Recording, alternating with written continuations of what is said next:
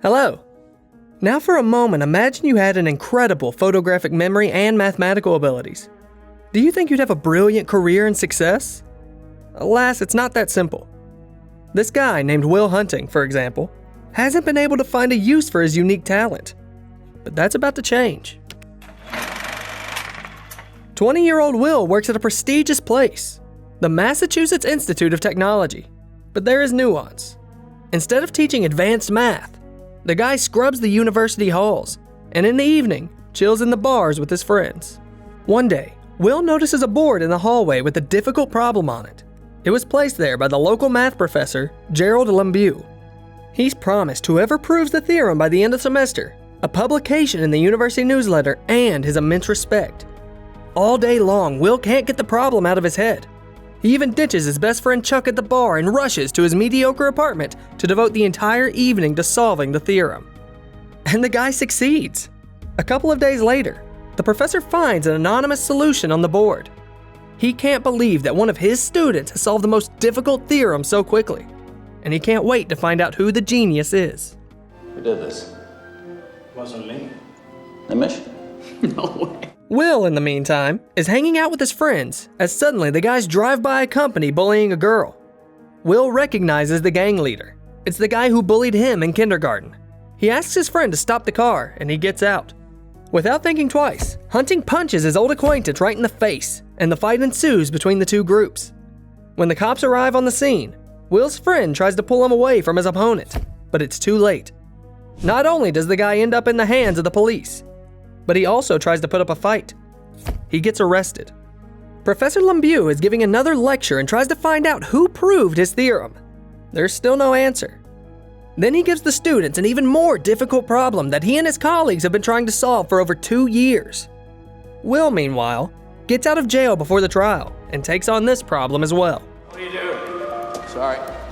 That's people's work. You can't graffiti here. Don't you walk away from me. Hey, you. Lembeau tries to catch up to Will, whom he mistook for a vandal, but he quickly runs away. The professor returns to the blackboard and realizes that the answer is once again written on it. After work, Hunting goes to the bar with his friends and tells them that he was laid off.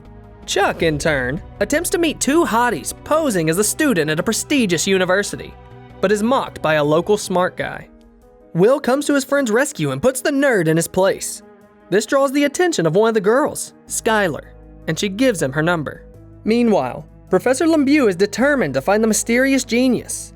He goes to the business office and learns the name of their former employee, Will Hunting. Later, he goes to the court hearing where Will uses his brilliant knowledge of law and sociology to defend himself. But due to his high record, he's sent to prison anyway. Motion to dismiss is denied. $50,000 bail. Thank you. After a while, Will gets a visitor. It's Professor Lembeau, who informs him that the judge has agreed to release the boy under his supervision. There are only 2 conditions. First, the young man must meet with the professor every week and study advanced mathematics. Second, once a week he must also meet with a therapist. Will is sure that he does not need any therapy, but still agrees to the deal. Will enjoys meeting with the professor.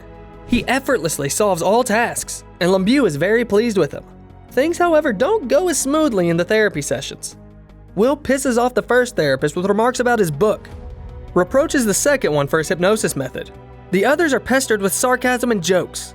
After trying 5 first-class specialists, Lembeau is close to giving up, but decides to send his mentee to a fellow student, Sean McGuire.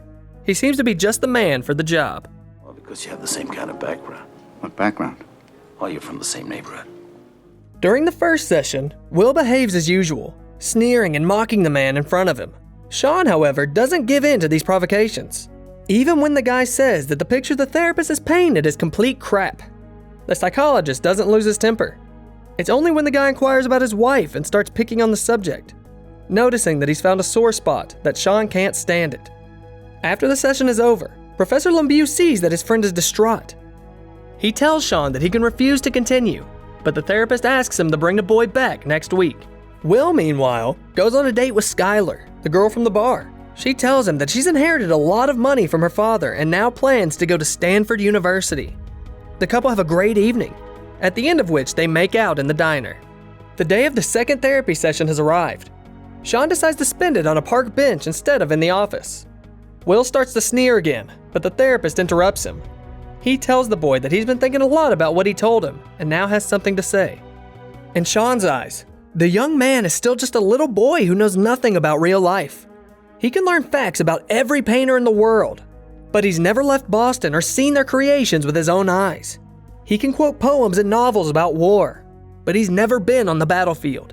He can recite sonnets about love by heart, but he's never truly loved or been vulnerable to a woman.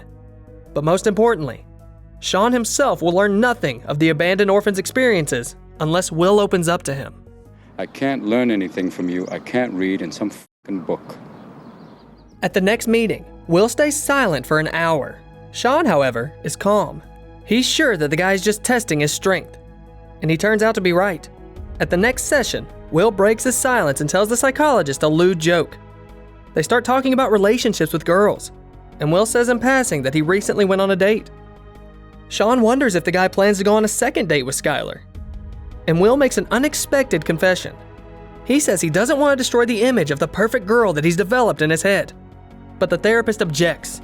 He thinks that what the guy's really afraid of is destroying his own ideal image. But that's what a loving relationship is all about, he says. The psychologist confesses that his own wife died from cancer not so long ago and shares her funny quirks. It's them, according to the therapist, he now misses the most. And real intimacy is built on the acceptance of each other's imperfections. Now, you can know everything in the world, sport, but the only way you're finding out that one is by giving it a shot. Will listens to those words and arrives at Skylar's dormitory. She's surprised to see him, since the guy hasn't called in a long time, but agrees to a date. The couple goes off to the dog races and both have a great time. The girl asks Hunting where and how he grew up. Will answers that he grew up in Boston, but he lies about his family. For some reason, the guy makes up a crazy story about 12 older brothers.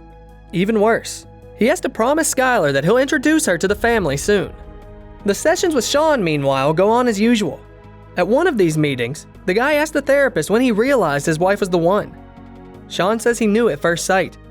He tells the young man the amazing story about how he once got tickets to a unique baseball game, but didn't go because he met a beautiful girl in a bar. I sure as hell don't regret missing a damn game. That's regret. Skylar continues to insist on getting to know Will's family, and Will is still hesitant to tell the truth. So he decides to at least introduce her to his friends, with Chuck at the head. Contrary to his expectations, the girl fits in perfectly with the boy's company, joking and drinking beer with everyone else. However, towards the end of the evening, Chuck spoils Will's mood. He says that as soon as his girlfriend finds out the whole truth about the guy, she'll immediately dump him like garbage. Professor Lembeau meets Sean at the diner to see how his therapy is progressing. He's not really interested in Will's relationship to his past. The mentor is much more curious to know how the boy feels about his future under his protectorate. Sean replies that he won't pressure the young man, and that he himself must choose what he wants from life. The professor gets angry and says that he's already put Will in touch with the right people anyway. Except that he doesn't know that Chuck has gone to meet the right people instead and behaved in a completely inappropriate way, killing the deal. Will, meanwhile, is enjoying his romance with Skylar. She suddenly disrupts the serenity with an unexpected proposal. She invited him to California, where she plans to study.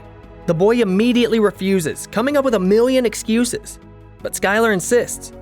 She's convinced that Will is just stuck in his little world where he has no competition and is afraid of new things. Then the guy becomes furious. He's convinced that Skylar's just playing with him, and he'll never be anything but a fling to her because he's poor. Why are you saying this? What is your obsession with this money? The girl tells him heatedly that if she could choose between her living father and his inheritance, she would certainly choose the former. She's scared too, but she chooses to be honest with Will, and he, in turn, isn't. The young man objects, and then Skylar brings up his non-existent brothers. As a result, Will completely loses his temper. He begins to shout that the girl doesn't want to know the truth about him because he's an orphan who's been beaten and tortured all his childhood. Skylar assures him in tears that she would like to know everything about him, including his innermost feelings, and then confesses her love for him. But Will's heart is already closed. I don't love you. Will meets with Professor Lembeau. He's unhappy about what happened at the meeting with his business partners and reprimands his mentee for being careless. Will is furious again. Will says he's not sure how much he needs this research career at all, and talking to the professor in pure torture because his mind is much less sharp than his own. LeBeau says he expected Will to at least be grateful. They quarrel, and the guy leaves. After a while, he's invited to an interview at the National Security Agency, where he's promised a mountain of gold and a terrific job. Will turns down this opportunity too, because he doesn't want to ruin the lives of ordinary people for someone else's geopolitical ambitions. Soon he meets Sean again. The therapist asks if the boy has any friends to talk to and if he gets lonely sometimes. Will lists great thinkers like Kant and Nietzsche, and the therapist again reminds him that real relationships can only be built with living people. When asked what Will really wants out of life, he starts talking nonsense, like he wouldn't mind laying bricks or working as a shepherd for the rest of his life. Sean realizes that the guy is mocking him again and refuses to be honest with him, so he kicks the guy out of his office with a scandal. A very simple question, and you can't give me a straight answer. Time passes and Skylar flies off to California, and Will works at the construction site with Chuck. The friend asks the guy what he's going to do next. Will replies that he's not going to spend his life solving dumb equations and being a lab rat. He plans to stay in Boston and hang out with his best friend for the rest of his life. Surprisingly, Chuck doesn't like this plan at all. The guy honestly tells Will that he's being a jerk for choosing to squander his talent. Moreover, Chuck confesses that every day he dreams of going to Will's house before work and seeing his friend finally get out of that dump. LeBeau, meanwhile, learns that Will has stopped going to Sean's sessions. The professor threatens to tell the judge and accuses the therapist of pushing the boy down the path of juvenile delinquency. Sean replies that the mentor doesn't care at all about the feelings of a guy who's been single his whole 20 years of life and still hasn't learned to accept love. But LeBeau doesn't listen to him. He becomes paranoid. He's now convinced that Sean is just taking revenge on him for his successes. The therapist can't believe his ears. This smug jerk really thinks that Sean is jealous of him? You think I'm a failure. I know who I am, and I'm proud of what I do. It was a conscious choice. Sean says that he only cares about the fate and the true wishes of Will, who LeBeau might one day humiliate in the exact same way and make him feel like a loser.